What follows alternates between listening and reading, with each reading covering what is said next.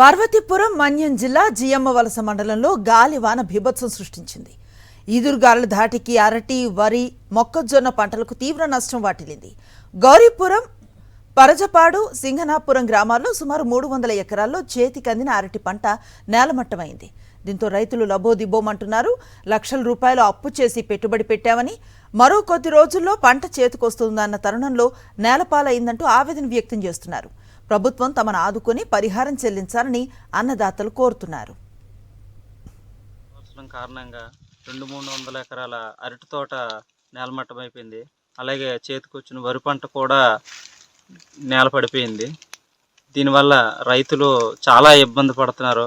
అప్పులు తెచ్చుకొని పంట కోసం పెట్టిన డబ్బు చేతికొచ్చిన పంట పోయేసరికి చాలా బాధల్లో ఉన్నారు. కారణంగా 200-300 ఎకరాల అరటి తోట నేలమట్టమైపోయింది. అలాగే చేతికొచ్చిన వరి పంట కూడా నేల పడిపోయింది. దీనివల్ల రైతులు చాలా ఇబ్బంది పడుతున్నారు. అప్పులు తెచ్చుకొని పంట కోసం పెట్టిన డబ్బు చేతికొచ్చిన పంట పోయేసరికి చాలా బాధల్లో ఉన్నారు.